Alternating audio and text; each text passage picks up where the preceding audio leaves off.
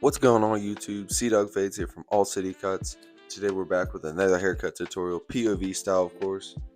And for those who do not know me, I'm a six-figure barber in the Beaver County area, bringing straight value for you guys. Wanted to educate and teach as many people as I can to cut hair. If that's cutting your own hair, your family, your significant other, cutting whoever, I want to teach you guys. So let's get right straight into this tutorial. So today we're going to be doing a mid-skin fade with a trim on top.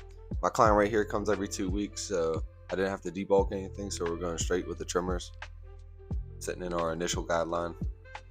He likes to drop it in the back a little bit, so I drop it to contour to the shape of his head.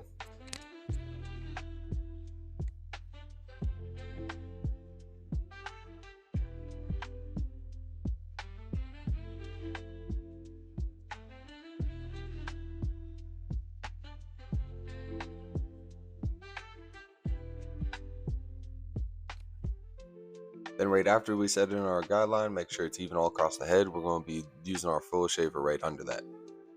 You want to think of the full shaver and trimmer line as the presets to a mid bald fade or mid skin fade, because it's like a mini fade within the fade, and I'm going to explain why. So the mini fade within the fade is you set in the trimmer line and then you put in the full shaver, but you don't want to foil it all the way to the line that you just created, or you'll never get that skin line out. So you want to leave a little gap, like steps in the fade, so then your transition's super smooth.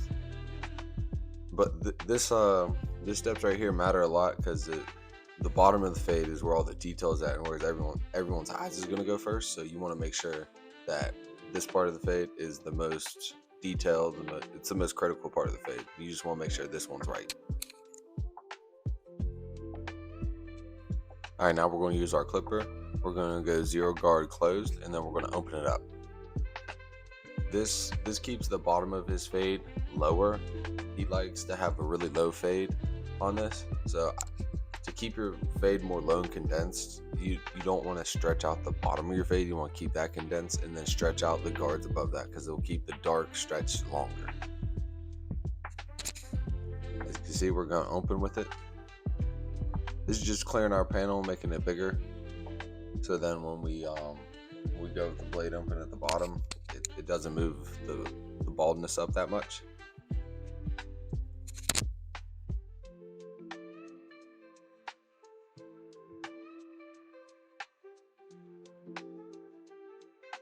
Now we're going to throw on our 1 guard.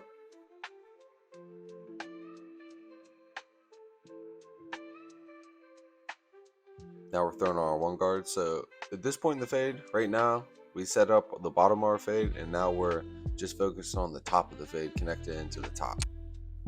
So this is what I call clearing the panel. You want to make sure you clear the panel so everything's set up where you want it to be, and you know everything that's going on. Guys, I've been using this fade system for years. It's honestly the best fade system I know. It's the most efficient. You could change it up, take stuff from this video, copy this video exactly. It's totally up to you, but I love this fade system. It makes the most sense, and as you can see, I move extremely efficient. I don't waste any time at all. So if you're looking to move more efficient and take your haircut time from an hour to 30 minutes, watch this video. I understand the quality's not there where it needs to be, but we're releasing at least 1 to 2 of these a week, so we're growing. That's one thing I'm trying to figure out right now, is how to grow my YouTube channel. Right now we're currently at 47 subscribers, so shout out everyone who subscribed. Appreciate you from the bottom of my heart. But I want to get to 1,000 subscribers and 4,000 watch hours so I can get this page monetized. Alright guys, so right here, now we're still clearing our panel. We're doing the 2 guard closed, and we're flicking it straight up off the head because we want to keep a square shape on his hair. You don't want to dig into someone's head shape. It kind of messes up how their head shape looks, and it'll just make their head look goofy. So as you can see, I'm scooping straight off the head, not digging up in, making his head really round. And that ridge you see at the top, we're going to eventually clip over comb it.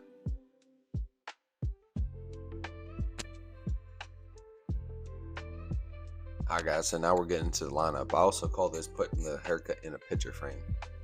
So I know the fade is not finished, and most of you guys are going to finish that fade before you even line it up, but hear me out. So I get through all the foundational work I need. Like I get the haircut about 80 to 85% there, maybe even 75, and then I line it up, and then I finish the fade, and then I either look in the mirror or I look at the haircut. It's going to literally show all the imperfections. And guys, that's where most of my efficiency lies, is thinking ahead and understanding, okay, I can't sit here on this one spot because as soon as I'm going to line it up, the whole haircut's going to change. So you want to keep moving and understand, like, when you go through the first round of fading it or like setting up the foundation of the haircut, it's not going to be perfect at all. So you want to just line this up, and then as you can see, I'm gonna go back and fade it because we're only 6 minutes in this video and it's not over yet. So yeah, you want to line this up, make sure those lines are crispy, and then we're gonna go back in and finish our fade. All right guys, now that we got the lineup on there, we're going to attack the bottom of this haircut. So I always like working in a tilt. I always tilt my client's head slightly sideways so I can see the hairs, all the directions they're growing and what's really going on. But we're going in clipper close to inch up that bottom guideline, because we already know we use the zero close and open, so we literally can't mess this haircut up. Only thing we can mess this haircut up by is going too high, too close. But this is one of the methods I use. It's not the traditional method. The one traditional method I always use is always fading down. But once you get a little bit more advanced, guys, you could use this method and it's a little more efficient because you understand what levers to pull, where to move where. But yeah, see, that line's not always all the way faded out, but I don't care because I got this other side to do. It's almost like, think of this analogy, right? Would you rather be the hooper that only scores 50 points and that's it? Or would you rather be the all-around guy that has 15, 15, and 10? You know what I mean? You got to be able to do everything all at once and not sit there and focus on an area forever. Because what happens when the scoring gets shut down? Then you got nothing to do. So if that one spot shuts you down, you can't, the whole haircut's not done and you're going to be falling behind.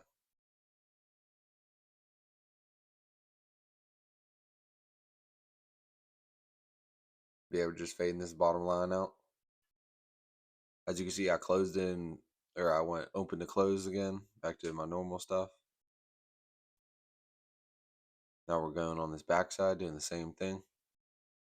Tilt them down a little bit. See, I was just bringing that guy line up a little bit more, but I'm notching it as I go up, so I'm not chunking the fade or patching them at all.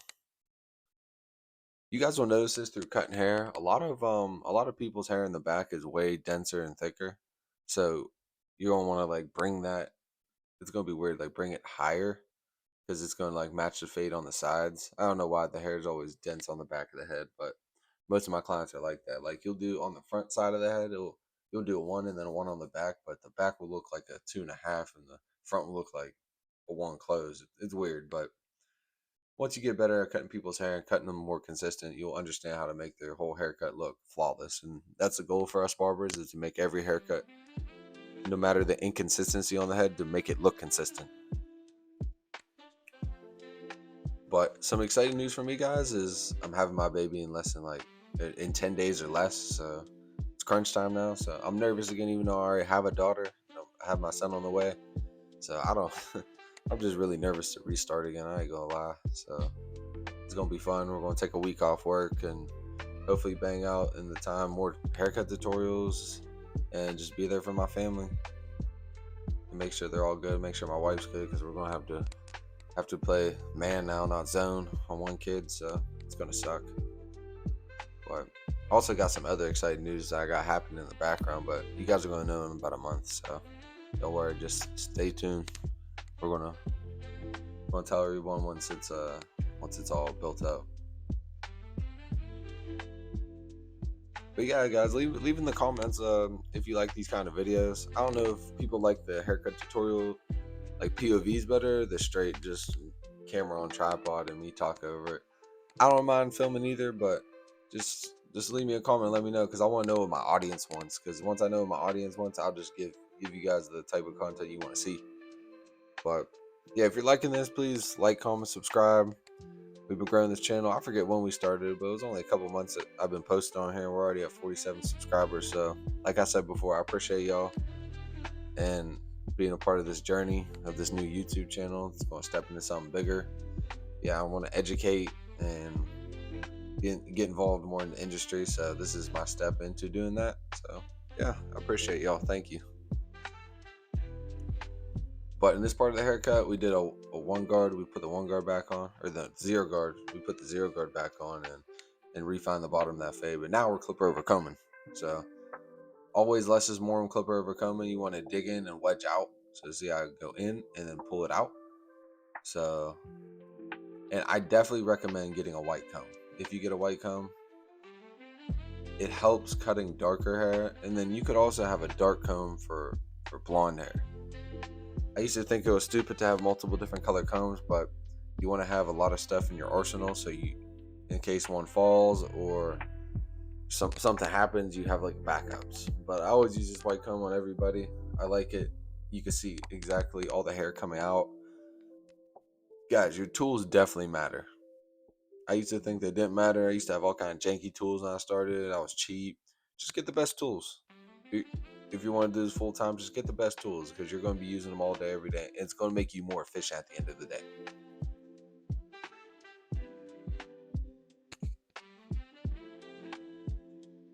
For some reason, guys, this side of the fade does not want to blend out, and you'll have that on your client's head. One side will blend super easy, and the other side will take forever to blend it. I think it's because people's hair growths are different, or one person has a nicer side than another.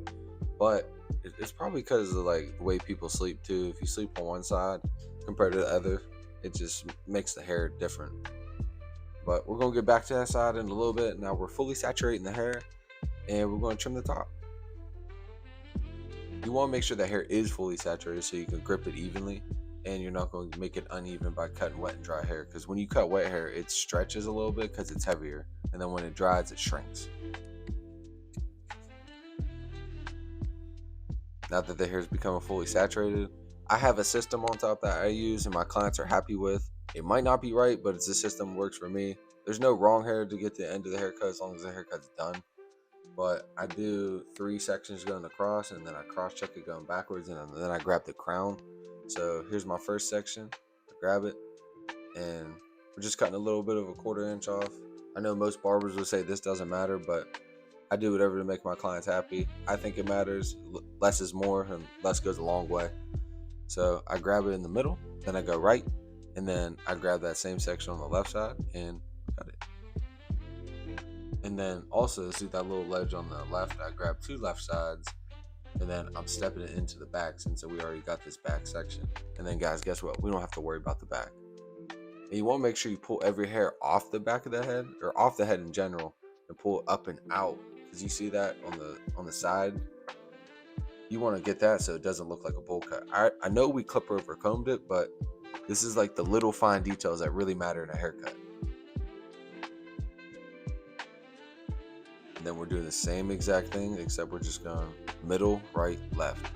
And if you're lefty, you could go middle, left, right. It don't matter. It's all the same. And the reason why we're fully saturating the hair, I know you guys can't see it, but we are making, like, that part in the front is clean. Like, that's how I'm able to do these sections, and it looks like I'm just flying through this. I'd say the hardest part for me when I first started this was understanding how to hold the comb, hair, and scissors at the same time. It's a skill in itself. I've been doing it for years, so it feels normal to me, but oh my gosh, when I first started, that was impossible. I remember I used to cut myself. I used to sit there. I used to feel so dumb because I couldn't do all 3. And I remember my hairstylist, so she was doing my hair the one day, and she just kind of explained it to me, and it just kind of clicked, and I went home and cut someone that day. I was like, oh, I get it now. It felt like it just happened like that. But yeah, make sure you want to clean your shears, because sometimes the hair gets clogged in them. My client right here has super thick hair, so sometimes that happens a lot. I know you guys can't see this, but I'm just using a traveling guideline and making sure all the hair, I pull it up and it's all even. See, I did all my sections going that way. Now I'm going to cross this way, and there's like a little peaks and valleys. This is just the stuff that separates good from great barbers, in my opinion, because the client really notices that you care and you're putting the time and effort into their hair. And don't get me fooled. When you do, like, I do 30-minute haircuts, but sometimes I can get someone out in 20. If they gotta be somewhere, I'm lucky to have that skill to be able to do that. But don't think because another barber does 20-minute haircuts and charges more, or if you're stuck at 45-minute haircuts and they do 30-minute haircuts and charge more, that they're rushing. They just have more experience and they're super efficient. I don't judge no other barber on their price, on their time. If they could get that client out in a timely manner and it's a great haircut and the client's happy, it's a win. It doesn't matter what other barbers think. I know you see that big ass pile of hair. This day was a long day. But clean off all my clients' hair. Here's the cut, showing off the cut a little bit. Guys, you want to make sure you clean off your canvas. He showed me that his crown was sticking up a little bit because I was playing around with it, showing him that I didn't cut it too short. Make sure I brush it all the right way. That's another thing, guys. You want to educate your clients, educate them on how their hair is, how to do their hair outside the shop. Because if they don't know how to do it, they're just going to look crazy outside the shop, and then your haircut's not going to look that good. You don't understand how many referrals I get off of my haircuts. Like, for example, the other day, I cut this kid off the soccer team at this one high school, and then I cut his friend that goes to another school in that area. But the only reason why I cut him is because the haircut was so good. He's like, "Where did you get that haircut? I need that." I didn't tell my client to go tell his friend to come get a haircut. He just came off the strength of my work being that good that he thought it was good enough to come in. And then I cut him for homecoming, and he loved it. Now, next time I see him, I'm gonna ask him how was homecoming, because stuff like that matters. The remembering people where they came from and what you guys talked about the last time. I don't know if I have a superb memory if you need to write it down, but it's good to remember what you and your client talked about last time. And I don't know if that's a skill that only some obtain, but if you need to write down what you and your client talked about last time, that's completely fine. But it's just good to remember, because if you haven't cut someone in 3-4 months and you remember exactly what you guys talked about, maybe not their name. I'm not the best with names. I got to work on that, but if you could really like remember that, dude, they're going to feel ecstatic and always want to come back because they know you care. At the end of the day, it's an experience. It's an experience you're trying to give someone. If you give them a damn great experience, your business is just going to grow. I know these haircut tutorials, I look, you go on some rants while I should be talking about the haircut, but I'm gonna start doing like face content on topics like that. I'm starting to get comfortable with these haircut tutorials though, so I gotta get comfortable doing that kind of stuff. But yeah, here's the cut. If you guys like this video, please like, comment, subscribe. Try and bring out bangers like this for you guys all the time. If you could subscribe, it'd mean the world. And I'll see you all in the next video. Peace.